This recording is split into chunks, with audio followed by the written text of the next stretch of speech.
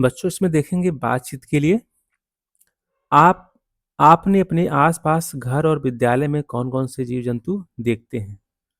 बच्चों आप जब घर से आप विद्यालय की तरफ आते हैं या घर पे रहते हैं या विद्यालय में रहते हैं, तो आपको जीव-जंतु ज़रूर दिखाई पड़ते होंगे। तो उन जीव-जंतु के बारे में आपको अपने टीचर से बताना है। तो बताने के साथ-साथ मैं इसका उत्तर भी यहाँ पे लिखा हूँ, तो आप देख सकते हैं। यहाँ पे लिखा है, आपने आपने अपने आसपास घर और विद्यालय में कौन-कौन से जीव-जंतु देखे हैं?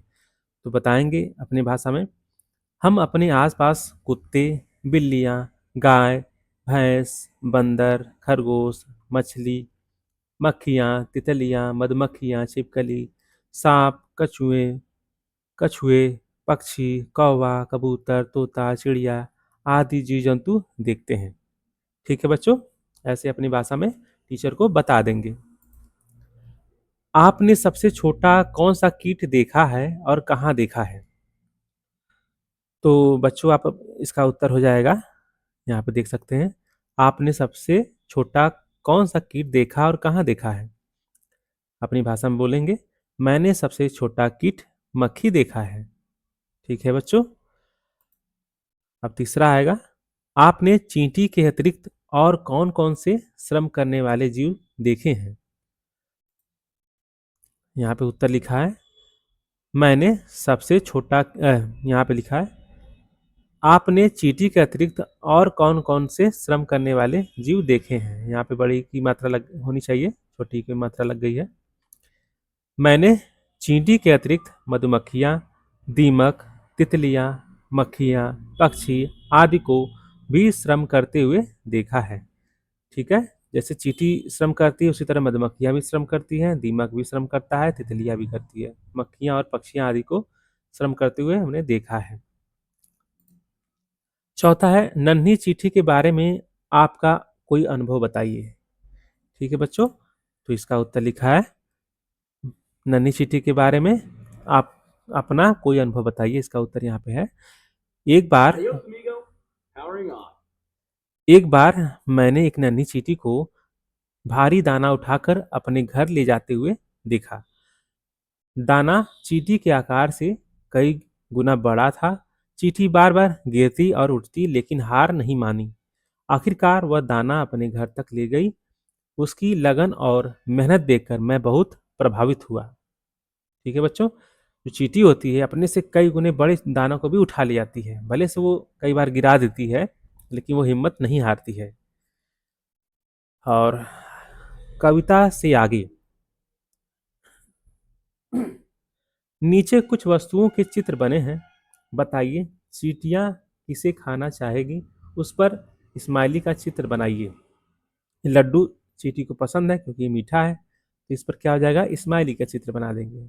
ठीक है, चींटी को हमेशा लड्डू या किसी मीठे पदार्थ को ज़्यादा आकर्षित करती है, तो इसका अब इस आसानी से चित्र देख सकते हैं।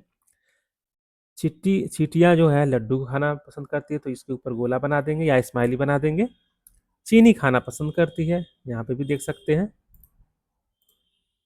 शहद खाती है चींटियाँ, उनको शहद भी बहुत पसंद है। सूखी पत्तियाँ नहीं खाती हैं, करेला नहीं खाती हैं, गेहूं के दाने भी नहीं खाती हैं। ठीक है बच्चों,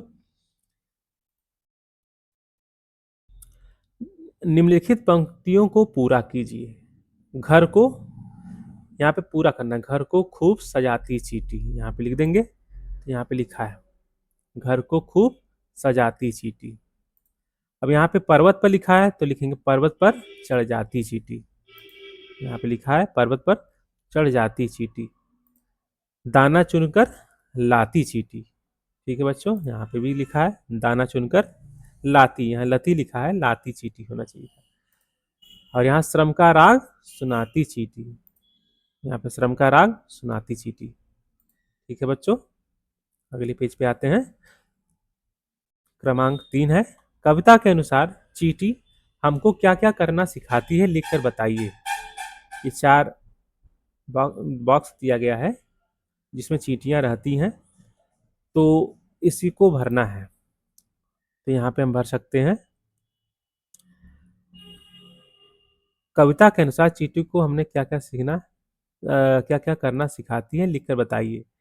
दृढ़ संकल्पी बनना, मेहनत करना, कभी हार ना मानना, कलाकार बनना, कामयाबी पाना। ये सब बच्चों इसमें हम भर देंगे, ठीक है? अब आएँगे भाषा की बात। कविता में चींटी को क्या-क्या कहा गया है? कलाकार कहा गया है ना? और क्या कहा गया है? कर्मठ कहा गया है। यहाँ पे देखिए कविता में चींटी को क्या-क्या कहा गया है? कर्मठ कहा गया है, दृष्टि संकल्पी कहा गया है और साहसी कहा गया है और धैर्यवान और मेहनती, ये सब चीज़ें हम यहाँ पे भर देंगे। कितनी बार आई चींटी? चींटी कविता में चींटी शब्द कितनी बार आया है? उन्हें गिनकर उन्हें गिनिए और उनतनी चींटियां बनाकर पंक्ति को पूरा कीजिए। कविता में 8 बार चींटी का शब्द आया है बच्चों, ठीक है? तो यहाँ पे उसका चींटी का चित्र बना देंगे।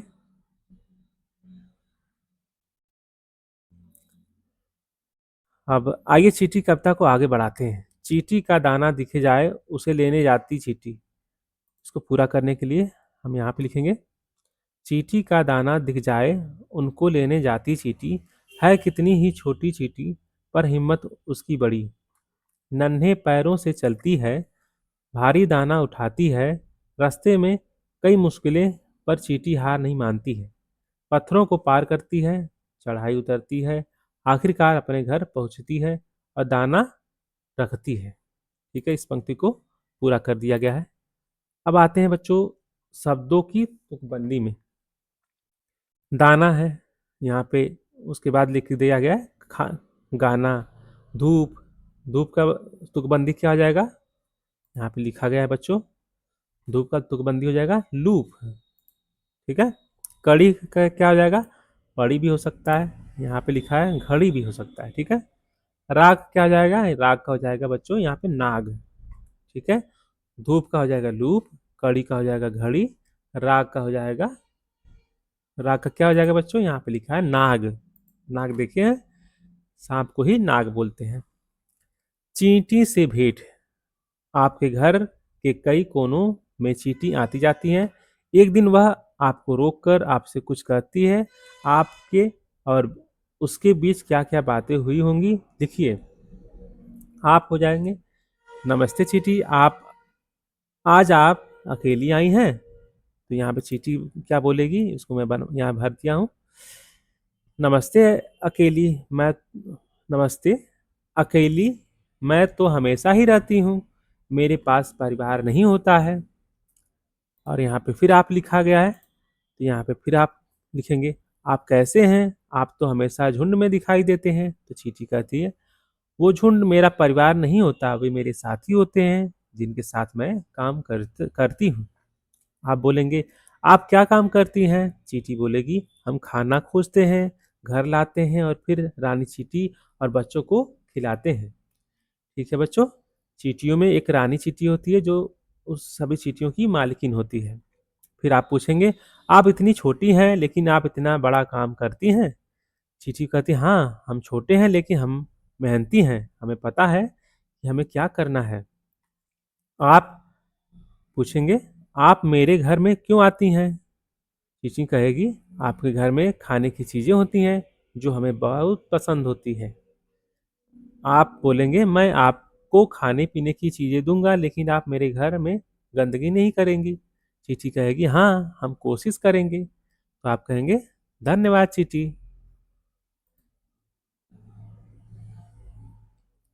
ठीक है बच्चों, और ये बच्चों ये छुपन छुपाई का है, ये आपको अपने से पढ़ना है।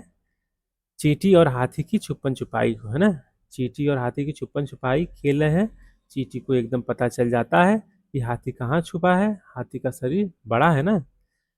ठीक है, ये देखिए पेड़ है, पेड़ के पीछे हाथी छुपा है। चींटी खोज लेती है क्योंकि हाथी का शरीर बड़ा होता है। जब चींटी एक मंदिर के भीतर छिपती है तो हाथी भी उसे एकदम ढूंढ लेता है। और बताइए हाथी को कैसे पता चला कि चींटी मंदिर में छिपी है? ठीक है, आप बता सकते हैं बच्चों। तो आप अपने टीचर को ज़रूर बताइएगा कि चींटी का पता कैसे हाथी ने लगा लिया मंदिर में। ठीक है बच्चों, आशा करता हूँ कि आपको मेरा वीडियो अच्छा लगा होगा। तो बच्चों, मेरा वीडियो अच्छा लगेगा तो आप इस चैनल को सब्सक्राइब कर दीजिएगा और लाइक कर दीजिएगा और कमेंट में लिखिएगा थैंक यू सर। ओके, मिलते हैं अगले चैप्टर में, तब तक के लिए बाय बाय।